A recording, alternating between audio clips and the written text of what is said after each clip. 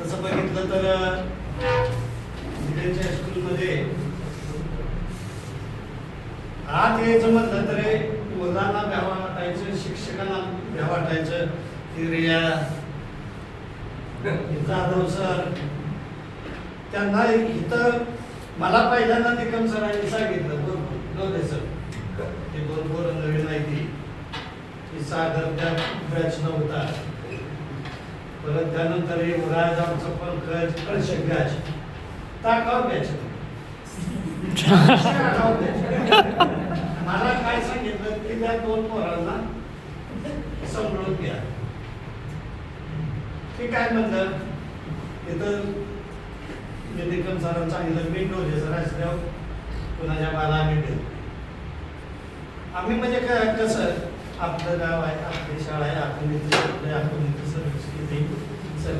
सगळं आपलंच आहे, मुले आपल्याच आहे, ते पोरं आपलेच आहे. ते त्या सागरनं तर मी किती तरी खवळत असतो.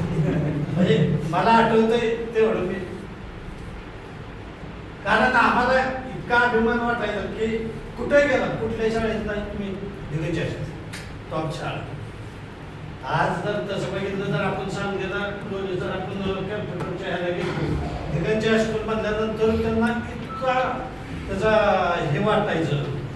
आणि एक काळ तसं जर बघितलं तर अतिशय टॉप शाळा होती, अतिशय टॉप शाळा राहिली, अजून राहावी. तुम्ही काहीतरी शाळेसाठी म्हणजे शाळेला काय आर्थिक मदत ही काही सुद्धा नव्हतं, पण शाळेच्या शाळेला व्यवस्थित म्हणजे एक जुन्या काळामध्ये आपण गीत तुम्ही हो माता पिता तुम्ही हो तुम्ही हो बंधू तुम्ही सखा, म्हणजे अशा प्रकारचं आपलं त्या शाळेचं वातावरण. आणि तेच वातावरण तेच प्रेम यातले मला वाटते बरेच मला भेटते. ते आपण आपल्या त्याच्या उद्योगात असते ते कसं चाललंय बरं चाललंय.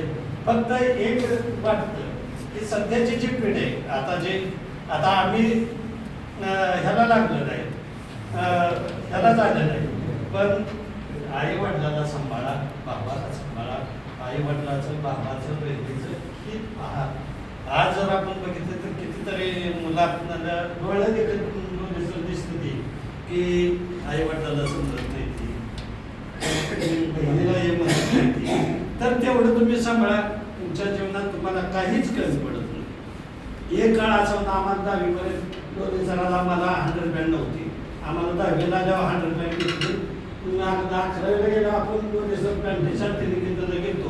पहिल्यांदा पॅन्ट पहिल्यांदा घेतली आणि स्लीपर तिथं सांगलीत आम्हाला पोरं बघायचे का आमच्याकडे असायचे का तर तुमचं ती बुद्धी स्लीपर असायची. तर काळा राहिला का आज त्याचं पापा असायचं, बाळासाहेबांचं खास दोस्त होतं. आम्ही सगळे ग्रुप एका विचारानं राहत होतो, सगळ्या गोष्टी त्या ठिकाणी चांगल्या करत होतो. फक्त मला एक वाटतं की तुम्ही तुमच्या भावाला बहिणीला वडिलाला बाबाला बहिणीला त्यांना आपलं म्हणा, तुम्ही त्यांना आपलं म्हणा, सगळ्याला तुम्ही आपलं. आणि त्याला सोडून जर तुम्ही सगळ्या गावाला आपलं म्हणलं तर त्याच्यात काही नाही. एक मला वाटतं म्हणून मी बोलतो. तरी सुद्धा तुम्ही आम्हाला बोलवलं, आमचा सत्कार केला, मला जरा उशीर झाला. आता आम्ही एक ठेवलंय काय नाही, कुठलंही मळ्यात जाणे, मळ्यातनं गावात येणे, कुणाची काही हजामत करायचं नाही, काहीच करायचं नाही. नाही डोले सर तसंच करतंय. रिटायर झाल्यामुळे सांगितलं डोले सर उठायचं मळ्यात जायचं, त्या 7ला जातात तर मी जरा 9ला जातो, मी जरा लेट जातो. काय सुद्धा आम्हाला देवाने भरपूर मिळालेलं आहे. सगळ्या प्रकारच्या गोष्टी आनंदात आहे, तुमच्या आशीर्वादात. आम्ही त्या शाळेत आम्ही आपली मुलं म्हणून तुम्हाला मी त्याला सुद्धा मी कितीदा तरी मारला असेल. येता जाता घावच पुढचा आहे, त्याचं बाप मला सांगायचं लहान मला अजून सुद्धा आमची प्राजक्ता रस्त्यानं जाताना डोळ्याचं दिसते तर फटक कापते, कारण मागणं पोटाची लाग आहे. आज तुम्ही नुसतं पोटाचे लाग नुसते चापवले एखादी मारा, तुमच्या लगेच पोलीस स्टेशनला केसच आहे. तो काळ वेगळा होता, आजचा काळ वेगळा होता. मला डोळे सर आठवतोय, पत्की सर अतिशय हुशार माणूस.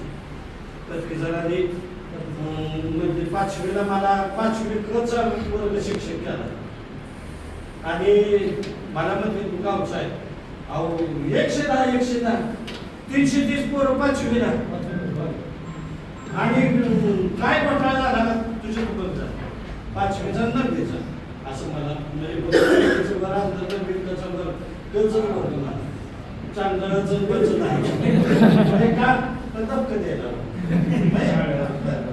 गावाकडे असताना असं काय तो काळ चांगला तसा होता आज तसं बघितलं तर शाळेत पोरं नाही आज अतिशय वाईट अवस्था आज अतिशय वाईट झाले तरी असू द्या तुम्ही आम्हाला बोलवलं आमचा सत्कार केला असंच बरोबर राहा असा चांगला कार्यक्रम घ्या तुम्हाला आमच्याकडून काय जरी सहकार्य लागलं तरी आम्हाला मागे कारण आता इथं बसलेलं सगळ्यांचं चांगलं आहे असं कुणाचं काय नाही बोलवलं त्याबद्दल पुन्हा एकदा तुम्हाला धन्यवाद देतो तुमचा आभार मानतो आणि असंच पुन्हा